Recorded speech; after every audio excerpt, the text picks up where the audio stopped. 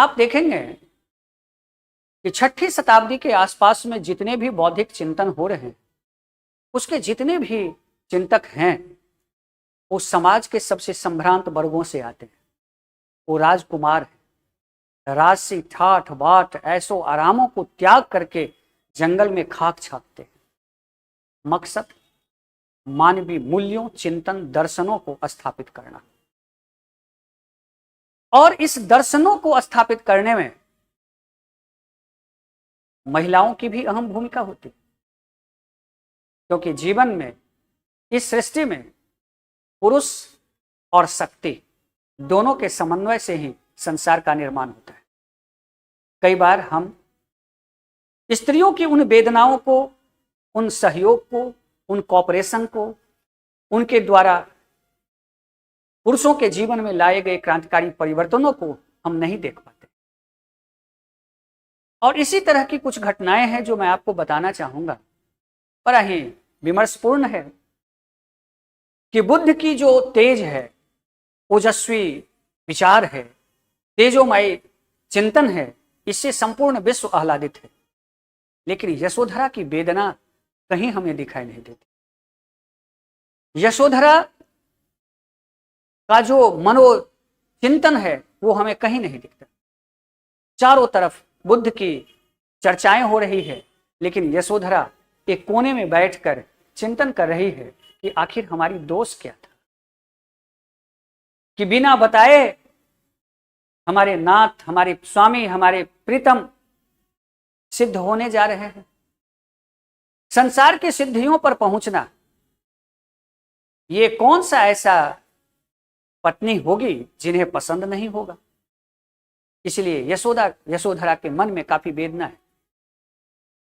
आप लोगों को पता होगा कि बुद्ध बड़े गणराज्यों में से एक गणराज्य में पैदा हुए थे और इनके पिता शुद्धोधन उस गण के प्रधान थे। राजकुमार होने के बावजूद भी चित्त में विरक्तियां थी और विरक्त चित्त में माया और मोह का समन्वय नहीं होता। वैसे शुद्धोधन को ये बातें पहले भी पता था, लेकिन इसके बावजूद भी उन्होंने अपने पुत्र की शादी कर दी। जैसे होता है, सामान्य रूप में भी होता है कि अगर बच्चे के मन में थोड़ी बहुत विरक्तियां दिखे तो घर वाले उनकी शादी कर देते हैं, माया में बांधते हैं। लगता है कि शादी कर देंगे तो शायद इसकी विरक्तियां खत्म हो जाए और वो जो है सो सामाजिक हो जाए, गृहस्थ जीवन में आ जाए। तो बुद्ध तो राजकुमार थे, शाक्य गणराज्य के उत्तराधिकार थे, तो उनके प्रति उनके पिता का चिंतित होना स्वाभाविक था। तो शादी तो हो गई, लेकिन विरक्तियां नहीं गई।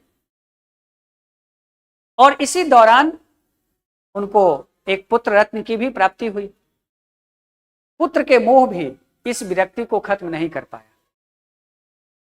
ये विरक्ति उस समय में और प्रगाढ़ हो गया जब उन्होंने अपने आसपास में 4 घटनाएं देखी जो सामान्य रूप में आप लोग जानते ही होंगे। तो उन्होंने एक बूढ़े को देखा, बीमार को देखा, सन्यासी को देखा और एक मृत प्राय जो व्यक्ति थे उनको देखा। उसमें उनको लगा कि जो सन्यासी है वही सबसे सुखी है और इसी के कारण उन्होंने गृह त्याग का निर्णय ले लिया। और एक दिन ऐसा आया कि उन्होंने गृह त्याग कर दिया। अपने सोए हुए बच्चे, सोई हुई पत्नी को छोड़कर वो घर से निकल गए। समय बीता। समय के कालखंड में बुद्धत्व को प्राप्त किए। उनकी तेज, उनकी प्रतिष्ठा दसों दिशाओं में गूंजने लगी। बुद्ध ने संघ भी बना लिए। अब उनकी महानता की दसों दिशाओं में गान हो रहा था। पिता को लगा कि चलो बहुत बड़ी उपलब्धि तो मिल गई, अब हो सकता है फिर राज में बुला लें। इसलिए पिता ने कई बार उनको राज्य में आने का न्योता दिया, लेकिन नहीं आ रहे थे। उन्होंने मना कर दिया कि मुझे नहीं जाना है। अंत में पिता ने उनके जो परम मित्र थे, सखा थे, दोस्त थे, उनको भेजा कि कम से कम एक बार कहो कि हमसे मिल ले। तो फिर शुद्धोधन के इस आग्रह को लेकर के उनके मित्र जब बुद्ध से मिलते हैं और बताते हैं, तो बुद्ध कहते हैं कि ठीक है, मैं आऊँगा, पिता से मिलूंगा। ये सभी घटनाएं जो है सो हर जगह पर है, लेकिन मैथिली शरण गुप्त की एक रचना है यशोधरा, जिसमें यशोधरा की वेदना को व्यक्त किया गया है। और उसी संदर्भों में यशोधरा को केवल दिन रात यही चिंता है कि हमारा दोष क्या था। अगर वो मुझे कहकर जाते तो क्या मुझे अपनी पथ बाधा पाते। मैं तो छत्रानी हूं जो अपने पति को, अपने बेटे को रन में हंसते हंसते भेजती हूं। फिर उनको ऐसा मुझ पर विश्वास क्यों नहीं हुआ कि मैं उन्हें रोक लूंगी। इसी बात का यशोधरा को कष्ट है, इसलिए यशोधरा वेदना में है। हमेशा इस बात को अपने सखियों से कहती है कि सिद्ध होने स्वामी गए ये खुशी की बात, लेकिन चुपके चुपके गए सखी यही बड़ा व्याघात। तो बुद्ध जो है सो अपने राज्य आने का निमंत्रण स्वीकार कर लेते हैं, जाते हैं लुम्बिनी के आसपास में, जहां उनका लुम्बिनी वन में जहां जन्म हुआ था उसी के बगल में एक धर्मशाला में वो टिकते हैं, रात व्यतीत करते हैं और दिन का जो उनका दिनचर्या है उसी के अनुरूप वो अपने आसपास के लोगों से मांगने के लिए निकलते हैं।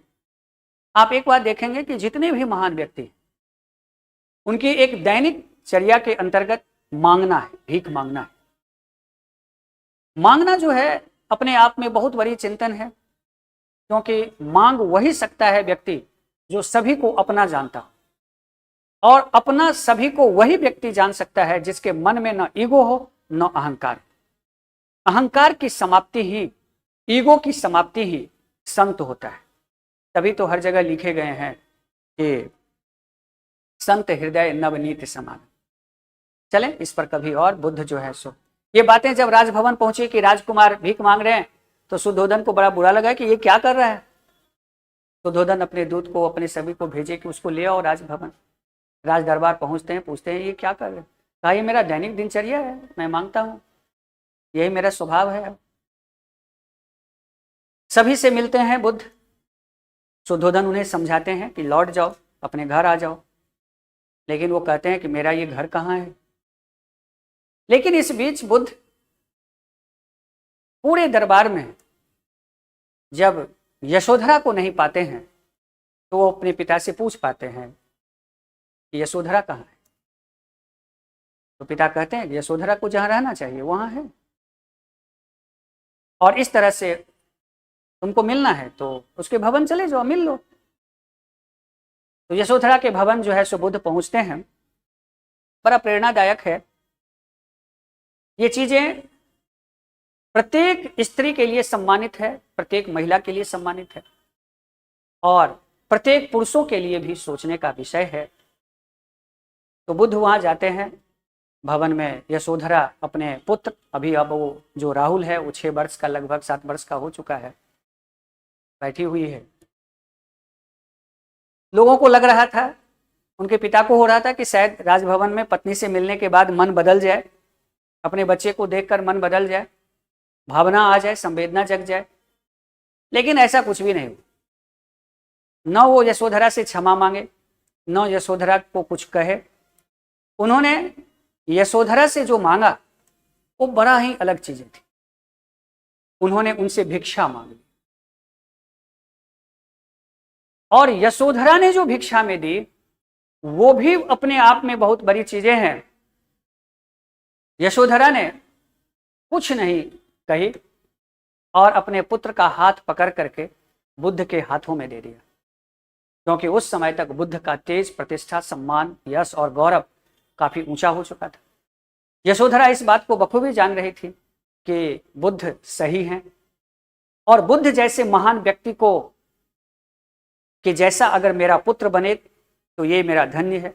इसलिए प्रत्येक माताओं को ये बातें सोचना चाहिए कि यहाँ यशोधरा का त्याग है कि वो अपने पुत्र को अपने पति की तरह ही बनाना चाह रही है।